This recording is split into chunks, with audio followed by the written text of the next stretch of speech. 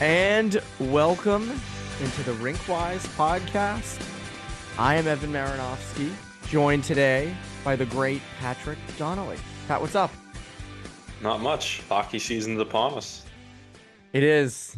It is. So we're recording this August 28th. We spent the past weekend at Foxborough for the River Rats Jamboree, but a lot of you listeners, maybe at other rinks, Thayer had a bunch of games, and Rodman, which is now renamed. You know, Rodman Arena in Walpole is now, I think it's called Cadillac Arena. Is it So really? it is. That's why Wow. on the schedule, I was like, what is Cadillac? Because someone had mentioned, oh, there's a game I want to see in Walpole. And I went and looked because I'm like, oh, I wonder what game that is. So I'm looking for Rodman. Couldn't find it because it's not Rodman anymore. It's Cadillac. So Cadillac kind of has a nice ring to it. Like I feel like that rink better like serve you free dinner or like, you get Yeah. like your own stall in the locker room. That sounds very luxurious. Yeah, it doesn't sound like I'm going to a hockey rink. No, it doesn't. It doesn't. It better be really nice. And no offense to that Walpole rink, but the Wi-Fi there, they never have Wi-Fi. They never have service. So you go in there and it's like you're shut off from the rest of the world. So if they're Cadillac Arena now, they better have Wi-Fi. So that's all I ask. Password is Escalade. Yeah, Not Escalade. sponsored. Not sponsored. No, not sponsored. If you want to sponsor us, you're more than welcome to. Leather seats, cup holders, all that stuff. But fall hockey started. Fall hockey is fully underway. It was Sunday through Tuesday, and then I was joking with a lot of the different college coaches, like, "Oh, I'll see you next weekend, and the next weekend, and the next weekend," because there's just so many showcases and tournaments coming up, and there are a lot on the girls' side too. You have one coming this weekend for Labor Day, right? Yep, the Naha Labor Day Showcase. I was mentioning to you the schedule feels a little schizophrenic. There's not it's tough to have all the teams I want to see in one place, so I'm trying to pick and choose for we'll probably be out there Friday and Saturday. We'll see what U16 and U19 teams we can see. Yeah, it's tough. And I get, it's funny, like parents will come up to me and be like, "Oh, you didn't see so and so's performance on Sunday morning." And I'm like, that's because I can't see every possible game. Yep. It's luck. And it's unfortunate. There's nothing we can do. It's not like they're on TV. It's not like we can go back and watch them. The live barn feed's not great. So we're there.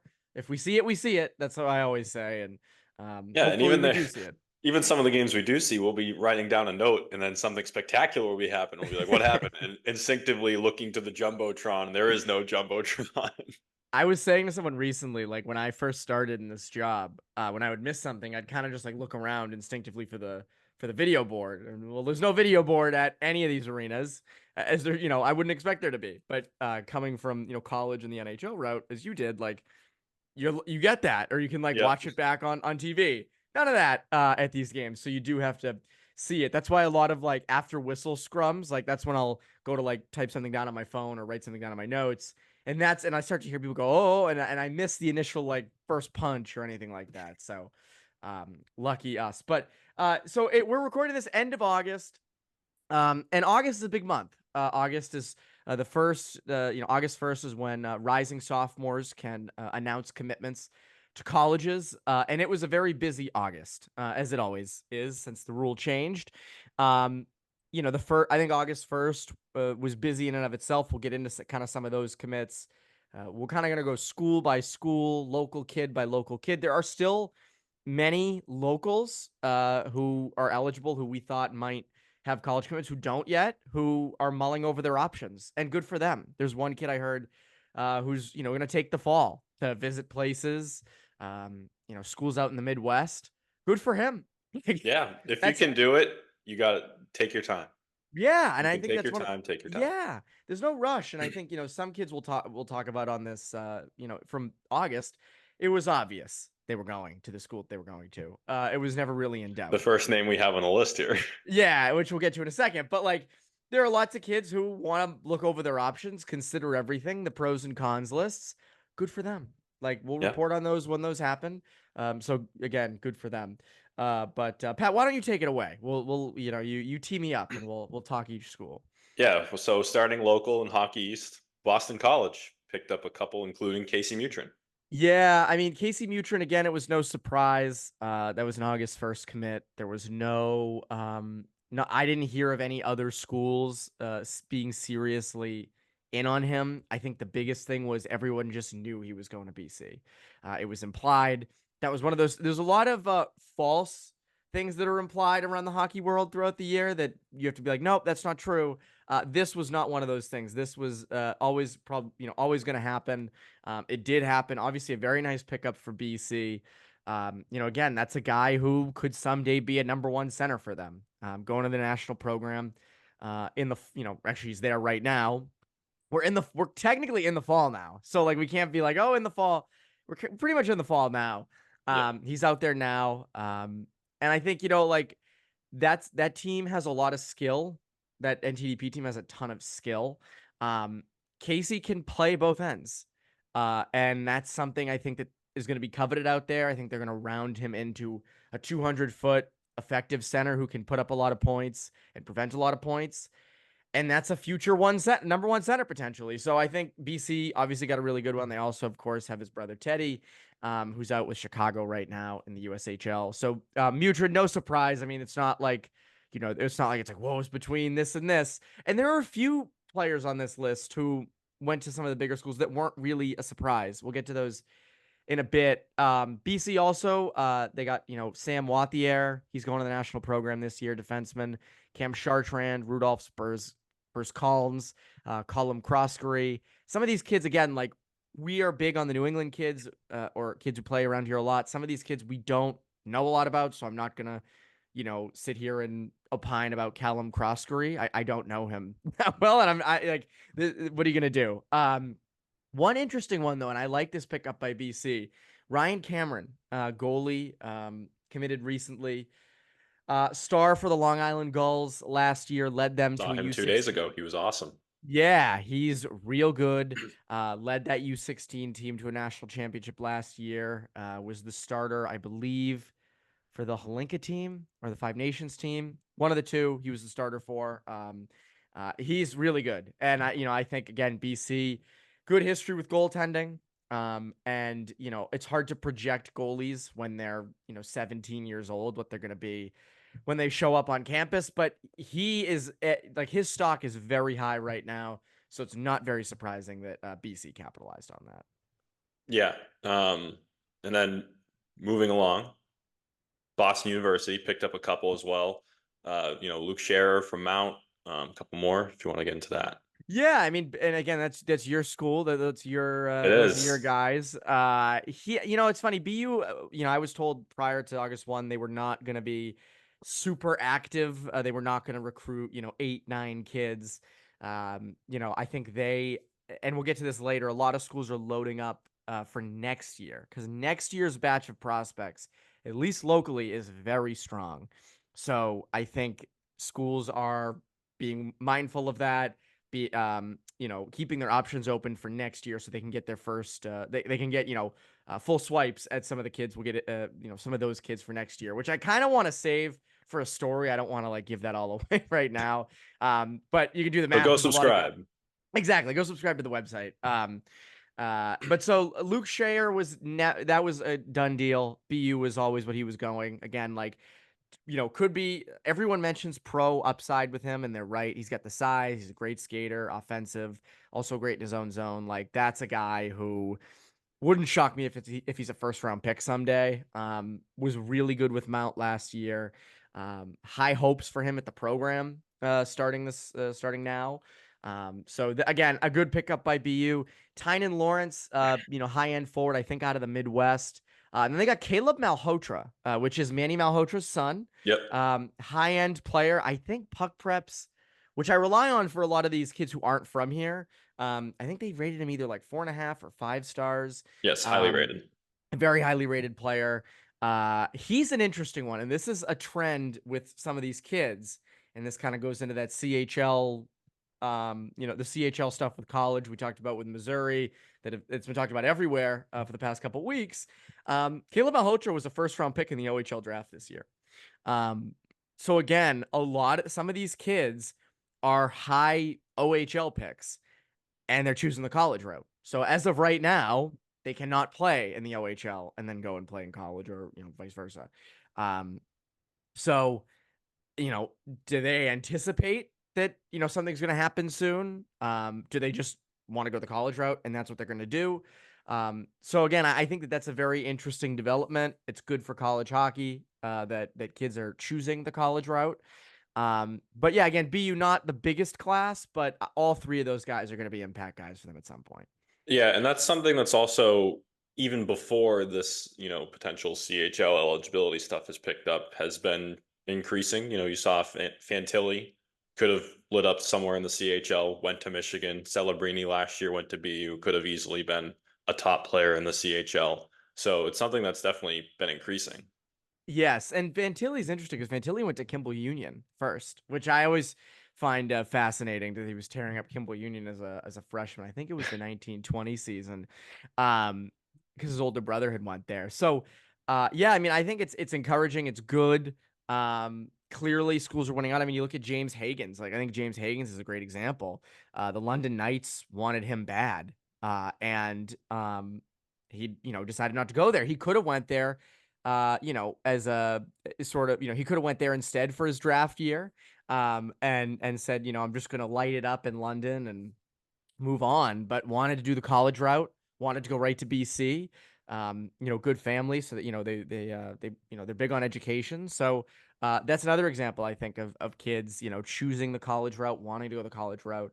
And you wonder how some of the CHL is sort of adjusting to it or will adjust to it. I don't know all the ins and outs of like the OHL and stuff, but I think it is interesting that a lot of those kids are committing to colleges. Yeah. Moving on, we got Providence starting off with Will Bent. Yeah, I mean, Providence, Will Bent was a local who was very up in the air. I think it came down to Providence and Harvard. Chose the Providence route. That's a big get for Providence. I mean, Will Bent was a national program invite, or not invite to evaluation camp. Didn't make the team, but still a very high end prospect. Can produce offense with anybody. Was great at Mount the last, I think, 2 years. He'll be at Mount again with the U16s this year, so he'll certainly be someone to watch. That's a big get for Providence. I mean, again, like Providence has not even become, but their last bunch of recruiting classes have been high-end players. They also had Marco Sinercha right before August 1st, St. George's defenseman, mid-Fairfield defenseman, small but extremely good at handling the puck and offensive. So, again, I think like Providence is a great example of they have a great coaching staff. They're creative and they know how to get it done when it comes to, getting some of these higher end recruits. Obviously, Trevor Connolly, that's a different situation, but they also got like John Mustard coming in this year. So they've, getting Will Bent sort of follows in those footsteps of a high end forward. Another one's Blake Zielinski. So Blake Zielinski forward was the first pick in the USHL draft. And he went like third overall, but that was technically the first pick because the first two teams had already tendered guys. I think it was Blake Zielinski who made a really funny TikTok when he got picked. He was, I don't know if you saw this, Pat. Probably He not if it was was, on TikTok. yeah, well, that's right. You're not on TikTok. You're missing out. Not. Actually, I'm just on the Instagram reels when it gets there a week later. your brain is fully intact. See, mine is mush at this point. But he was like watching himself get picked first overall or whatever on TV, and then they cut to him eating like a sleeve of Oreos, and he's like, "Who the f is that guy?" And it was just fun, and I was like, "That came out of nowhere." So he's another again high end forward. They also got Andrew Robinson on D, Zachary Rusi on D, Mason Roy on D, Thomas Vandenberg forward. So again, like Providence loading up, continuing to get better and better. I think this year they're going to be really good in Hockey East, and I think they're going to have some guys who are high point getters, which is not the norm and has not been the norm at Providence for a while. They play a certain identity. They grind it out. They play a tough game, and now they're getting some higher end skill scoring kind of guys. So Will Bent certainly falls in that category. Congratulations to him. That's a big deal. So yeah, that's the Friars. Yeah, and coming back up to Boston area, we got Harvard. Couple Kent kids they picked up, Jacoby Weiner and Ryan Poirier. Yeah, so Harvard always big with the local kids. Harvard historically is always in on those New England guys. This year was no different. They get probably the top goalie prospect in Jacoby Weiner. National camp evaluate or national development camp evaluation camp invite. Longtime mid Fairfield goalie, already huge. He actually catches with his right hand, so it's a little different than a lot of the top goalie prospects that come up. Playing at Kent this year, so Kent, when we do our prep previews and stuff, Kent is going to be high on that list because of having him in net's going to be a big thing. Ryan Poirier on D, really good mobile defenseman, a great skater, playing with the Yale Junior Bulldogs U16 team. That's a good pickup for them. That's like that I think he's like 5'11". He's going to be a solid college level defenseman, Division I guy that's reliable and you can use in pretty much any situation. So I like that pickup. They also got Joseph Salandra, who was one of the top forward prospects in the country, according to Puck Preps. I was watching him play this past weekend with Mid Fairfield. Just so crafty, so offensively gifted. So that's a high-end player that they got. He's going to be at Brunswick this year. So Brunswick reloading after losing their top two players this past year. They also got Roberts Noddens, a forward. They got Ryder Callie, a forward. They got Odin Vakanen, a forward. I don't think I'm missing anybody else, but that's it for local kids. So again, Harvard, big player for local kids, and that's kind of how it played out. So again, I like that. So now again, like I said this to Mark Diver the other day, someday they're gonna have the New England Hockey Journal dream goalie tandem of Thatcher Bernstein and Jacoby Weiner, just two New England kids. I mean, that's like our New England Hockey Journal dreams realized. So that'll be like our team. We'll do like a cover of that and be like, yeah, remember when we used to write about these kids in 2022, 23, and 24? So yeah, good for always them. a chance Maine picks someone up with Ryder Shea. So That's right. That's right. Exactly. That's all that matters. That's all that matters. So next up, we got Merrimack. A couple big ones here. Justin Graff from Rivers, local kid, and then a 4-star recruit, and Jacob Monks. Yeah, Merrimack's an interesting case. So Merrimack obviously had that really good season 2 years ago. Prior to last year, they picked up Jimmy Mullen as an assistant. I wrote about this on the website, and Jimmy Mullen worked for a year as an assistant at the national program. And the national program, as everyone knows, is held in very high regard. Anyone who plays there, it's a big deal. Anybody who works there, it's a big deal. You're dealing with the highest end players. Jimmy was also a 4th round NHL draft pick, I think 10, 12 years ago, maybe. Did a year there. But again, Merrimack getting someone like that for their coaching staff to put alongside a great assistant in Dan Jewell is going to help them with recruiting. And I think it did in this case. Again, like Jacob Monks, 4-star from Puck Preps. I don't know Jacob Monks' game that well. I can't speak to it, but I do trust Puck Preps, and they gave him 4 stars. So that is a big deal. The Merrimack got him. So I think that has something to do with it. I think players look at a guy like Mullen and that coaching staff led by Scott Borick, and it's like, all right, that's a coaching staff that's going to get me to be a better player. So Jacob Monks, certainly someone. Locally, Justin Graff. I love this pickup by them. Justin Graff has really gotten a lot better in the last year. Lethal shot, just kind of has a scoring touch. And he's able to drive play and things like that. So he had a great year at Rivers last year. Obviously, the focus last year at Rivers was the 3 8th graders. We didn't, that team, like anyone over 8th grade was like, oh, they're older, they're a veteran. Well, he was a sophomore and he put up 40 points. So he's going to be big again this year. He's someone I think you can circle for having a really huge winter. They also got Gavin Clark and Brady Logue, 2 forwards. So good recruiting class for Merrimack. They continue to bolster that. I think they got like CJ Watroba last year from Kimball Union, who I like. So again, good for Merrimack. I think the Monks thing kind of leads that, but can't forget about Justin Graff. I mean, if he's anything like his brother, when he gets to college, I think Merrimack will be happy. Yeah, of course. And next, Maine. A couple more local guys. You got Jude Heron, Duxbury, and Dylan Dean, guy we've seen before with the Long Island Gulls. Yeah, they also got Reese Medved, who's with the Long Island Gulls as well. I like these pickups. I can't Nate Yelawaga. I don't really know on D. Jude Heron is from Duxbury. I believe was with South Kent last year. He's a great player. I liked him at New England District Festival earlier this year. Dylan Dean is the interesting one here because when Dylan Dean was a U14 at Mount, he was thought of as one of the top end players of his birth year. He's from Minnesota. He was out at Mount. He moved to the Long Island Gulls last year for the 15 team. I don't know why. I don't think he got a national development camp evaluation camp invite. But really gifted offensive player. knows how to make things happen, is always driving play, is always involved. I like that pickup for Maine. Like, I do wonder, how that ages, how he continues to develop with the Gulls 16 team this year. So I like that pick. I do. I think that's a good pickup for Maine. Sort of hoping that he continues to live up to that high end, sort of potential in his birth year. And then Reese Medved, very solid defenseman with the Gulls, gets the job done. Nothing flashy, but just a good defenseman. So I like that pickup for Maine. Maine has recruited a lot of kids over the past couple of years, a lot of local kids too. So they continue to be really active. So nothing different this year. So good for them.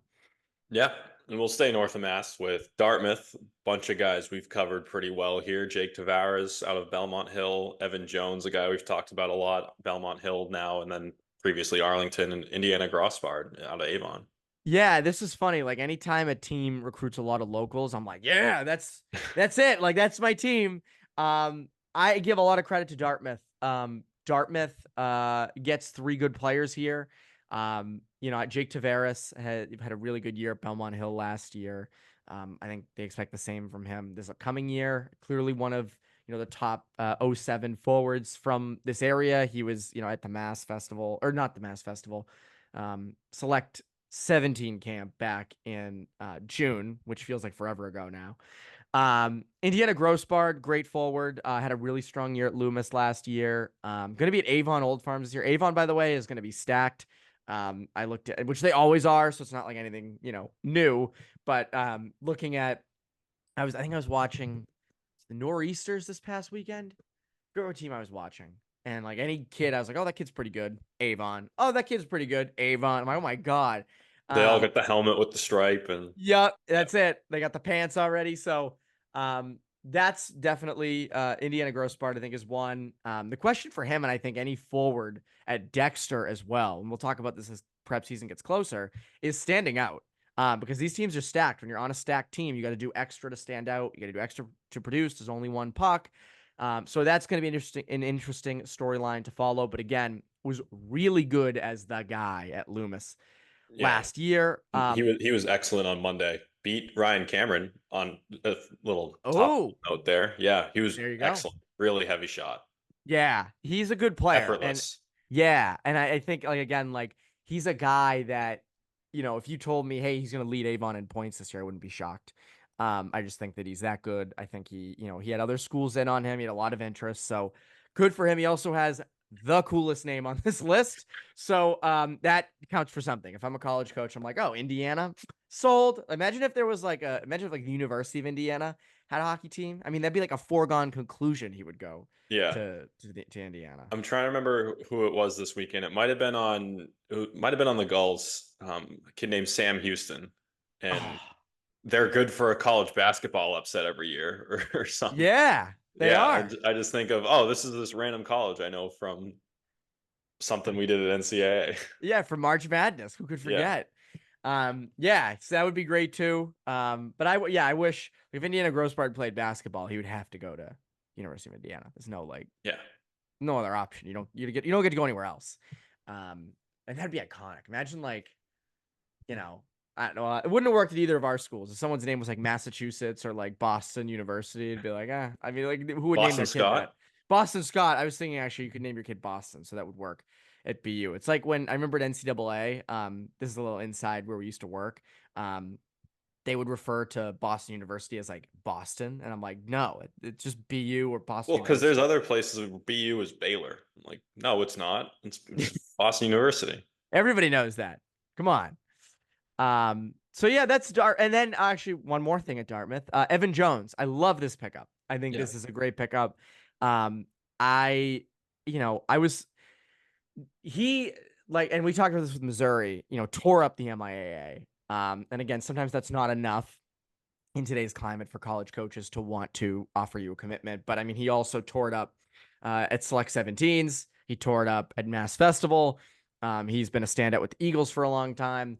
He, to me, is someone that is going to age really well for them. I think that's going to be a legit top defenseman for them down the road. I I love that they went for him. I love they got on him early. Some schools like to wait. Let's see what he is in prep. Let's see this. Nope, they went right for it. I love that. And I think that's a perfect spot. Dartmouth, obviously Ivy. And I think Dartmouth's getting really, going to be really good because they're getting all the locals, all the local prep kids. Of course, they're So going to be good. They're going to be nasty. But I really like the class they got. I'm curious if they're done or not. I feel like and from what I've heard, they've had interest in, or they, at least prior to August 1, they had some interest in other prep kids. So I do wonder if there are more, shoes to drop, so to speak, with Dartmouth. Yep. And then moving on to UMass, a couple guys we know here, Nolan Discosi with BK Selects, and then Jason Musa out of Trinity Pauling, Jack's younger brother. Yeah, so UMass was very active on August 1. They knocked out a bunch of kids. Well, knocked out a bunch of kids sounds terrible. August 1, they're just like, yep, boom, boom. They didn't do that, but they did grab a couple kids off the board right off the top. Jason Musa was one at Trinity Pauling, led them in points last year. That's Jack Musa's younger brother. Jack was a star freshman this year for UMass. McLean Agret, forward. Nolan Discosi, as you said, a forward for BK Selects, very good player. And Anthony Spadaro. On D, again, a good class, and they have immaculate taste in college and where they want to go. They want to go to number one dining. They want to go to the most fun school in the Northeast and probably the whole country. Maybe the highest allegedly number one dining. No. Hey, it's number one when I dining. toured UMass back in the day, everyone was like, "Oh, when you go to UMass and you tour it, you might not like even if you don't like it, you still get to try the food." The place was freaking closed. I didn't get to try the food. Oh, okay, that's sad. What Yeah. did you go to, like a dining hall, or was it like? Yeah, they brought us to like the place, and they're like, "Oh yeah, normally you'd be able to try the food, but for whatever reason, it's closed today." That is kind of a sign to probably everyone, including you in that tour, that like this isn't the place for you. Not the place. This isn't the place. Yeah, that stinks. I think we did get to try food my first time. Because I remember the weeks that the Princeton Review would come. Like that was sort of like, like You knew you were going to be eating good that week. Well, yeah, and it was also like Super Bowl week. Like every chef was there. They would have these dishes that were like, it's like, Michelin titled dishes. It's not like, like grilled cheese and fries or like burger and fries. It's, like just the craziest concoction of food that would be delicious. You get like compotes going on, or yes, just like stuff that you tomato see. jams on sandwiches. Yeah, like that's perfect example. Yeah, like when Gordon Ramsay puts together a menu and you're like, what are half of these things? Like that was the menu that week. And they'd be out like front and center at the dining halls, like with their chef hats, and it was a big deal. They wanted to win, and I think we're still number one. So I know there's some people who are like, oh, like Bates College in Maine is really number one. It's like, no, like Princeton Review says we're number one. I think there's some other different rankings. They're not real. They're fake rankings, actually. They don't exist. So we're number one food forever. So good for these four kids for UMass and the other recruits that are on their way. I mean, they're going to be eating really good come their time at the flagship. All right. Well, as we wind down, Vermont, who's to say how their food is, but they do bring in a trio of guys, 2 forwards and a D. Yeah, I mean, the one here that I know is Sullivan Martin. Sullivan Martin's actually 6'5", local kid, big, heavy shot, like good hitter, physical. I mean, this is sort of a throwback defenseman. Everyone wants size. This is size. So to me, he was with, I think, Seacoast Performance Academy this past year. It's a good get for Vermont as they sort of climb their way into, up the ranks of Hockey East, they hope. So that's a good get. This isn't a current recruit, but like a good example of, sort of where Vermont's going to be in a year or two.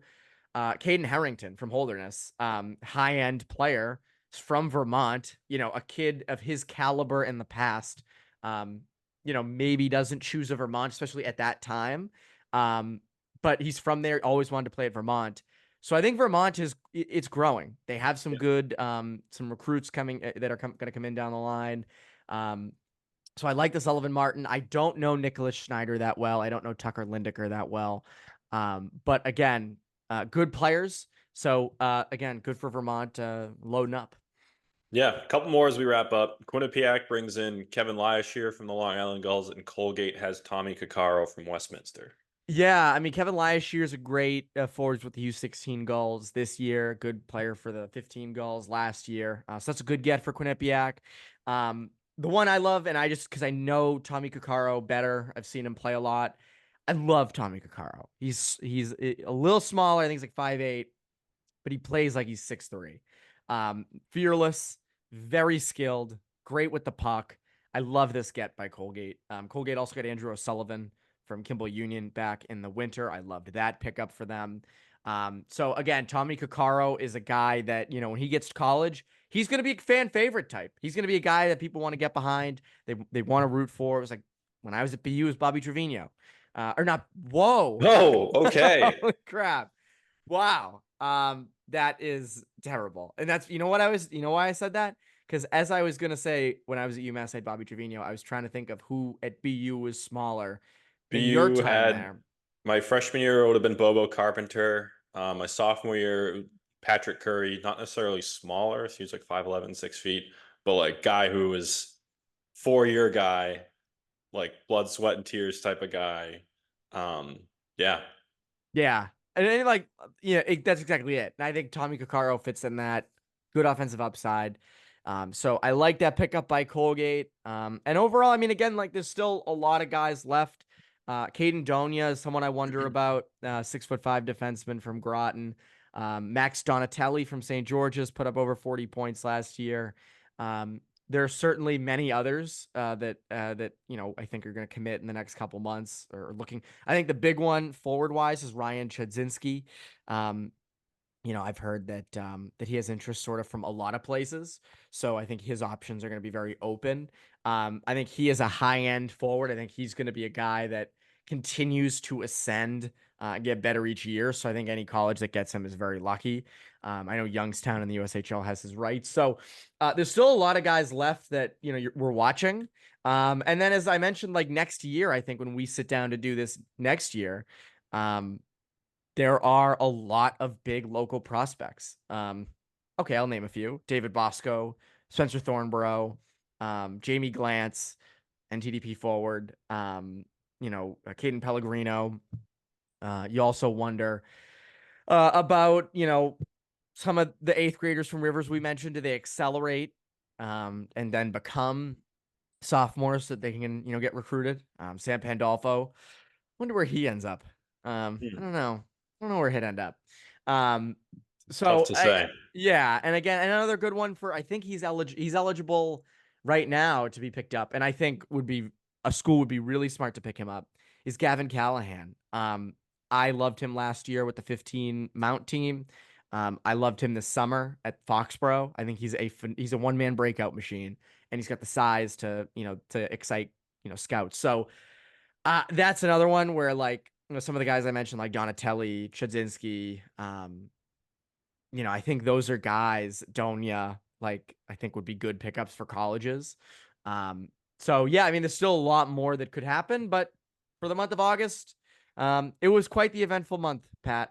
There was a lot going on. Yeah, for sure. And, as far as, girls commitments go, we put our 2006 database up last week. That includes girls that will be starting their freshman year in college this fall and seniors in prep and elsewhere. We're working on our 2007 database right now. We're expecting even more of those to roll in as, we get into the fall here, because August 1st was the first day they could start getting verbal offers and such. So hopefully we can have that for you. Yes, and you had your great story a couple weeks ago of what it's like to be recruited in women's college hockey, which I think is also a must-read for people. Yeah, that was a lot of fun. Big thank you to all the families and players that were willing to share their stories and go in depth. And also, as far as girls' commitments go, feel free to, shameless plug here, email me, patrick.donnelly@siemensmedia.com. Hey, it's Bobby Moran, Director of Athletics at Thayer Academy. You know what? Experience matters. And Thayer Academy's professional coaching staff understands how to work with each student athlete to help them succeed. Our coaches and faculty are committed to ensuring both 5th to 12th graders feel known, connected, and prepared. This is Thayer's secret sauce, nurturing each student to reach their full potential. Here, success is truly a team sport. Are you ready for your child to take the next step? See what Thayer has to offer at thayer.org. That's THAYER.org.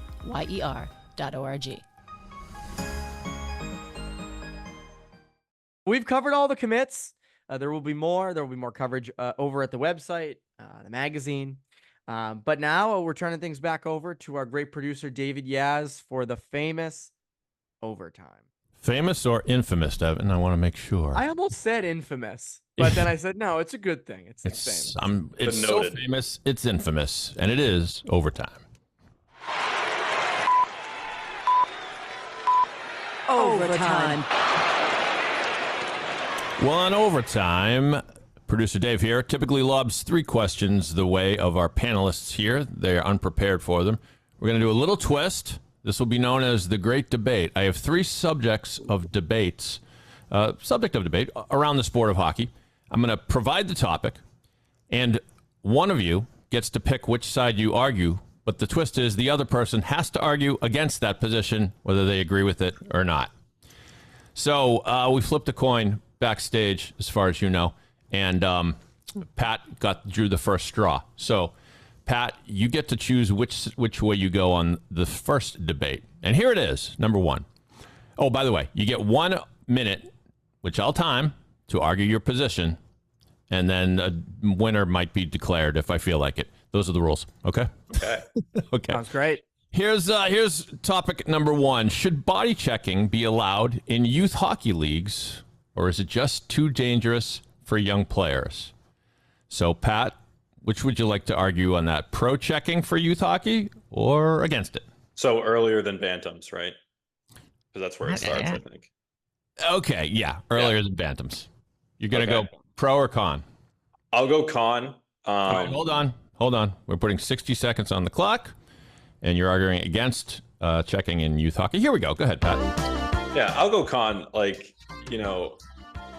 At that point, kids are still growing. Some of these leagues, you can have pretty big size differentials between maybe an older kid in that birth year and a younger kid and all that. And plus, when you get to bantams and kids are still learning to check, there's still a while until kids can do it correctly and safely.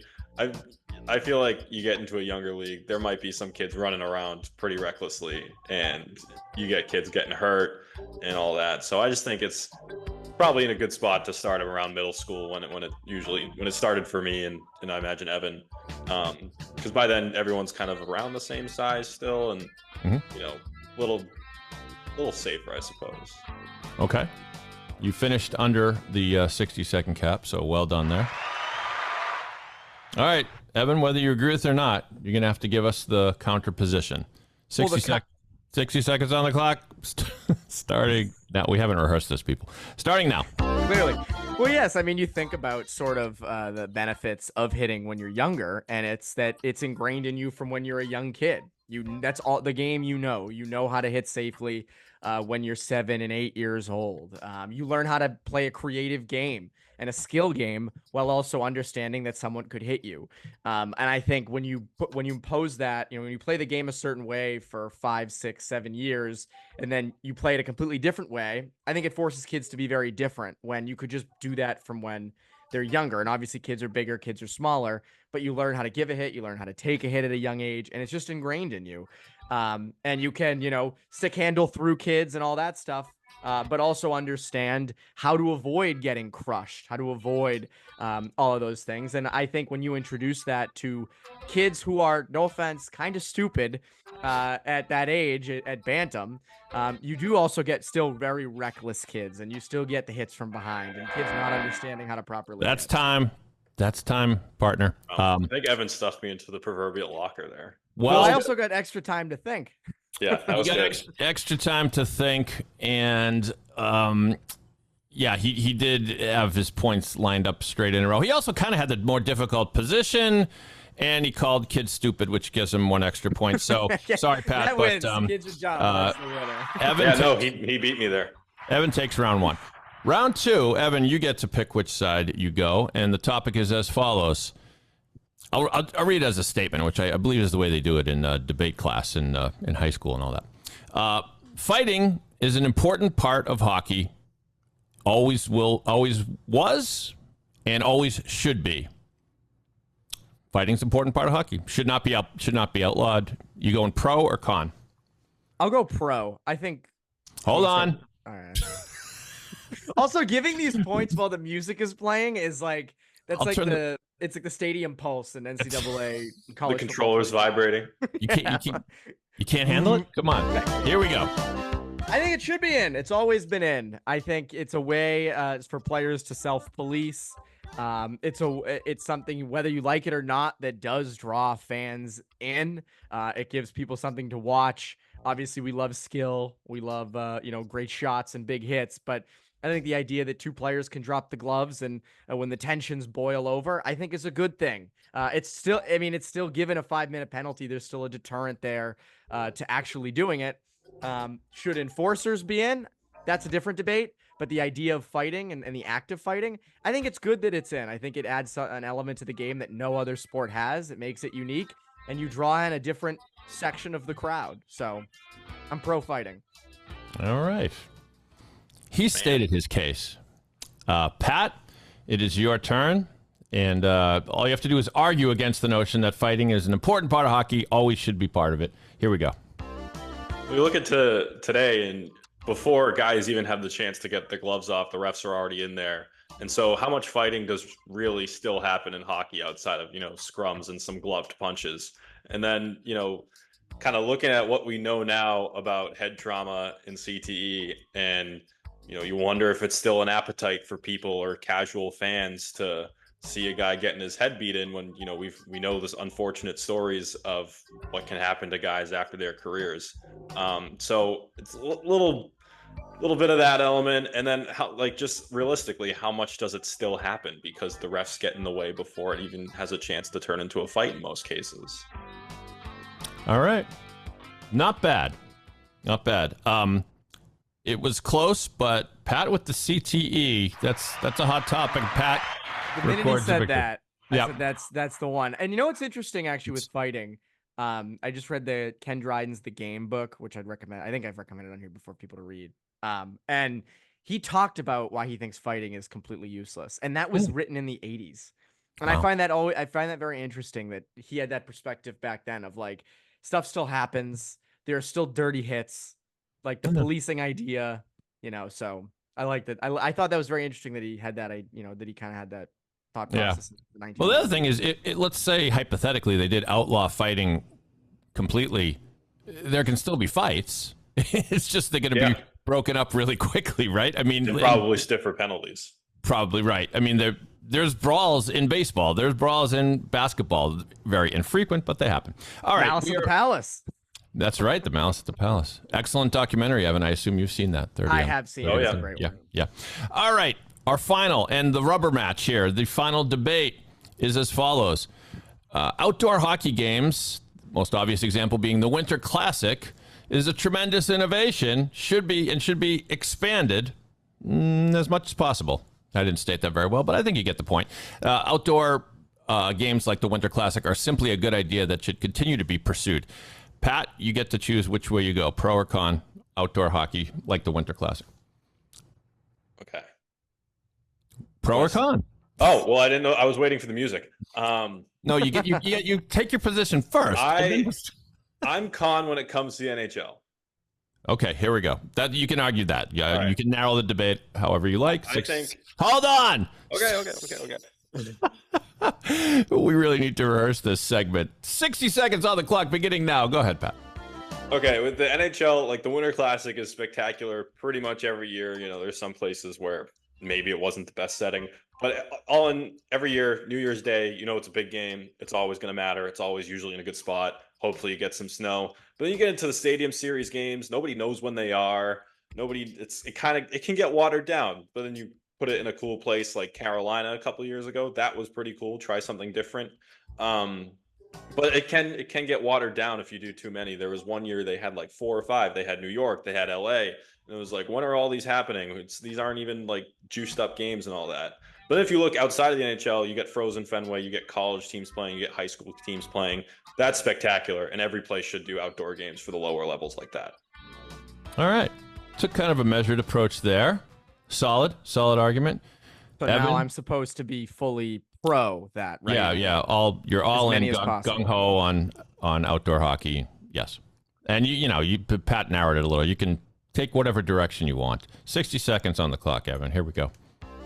There should be as many outdoor games as humanly possible. And I'm not kidding. You look at, like, Pat, you mentioned sort of the stadium series and not knowing when it is. And I agree. But that's not on the outdoor games fault. That's the NHL's fault for not marketing it correctly.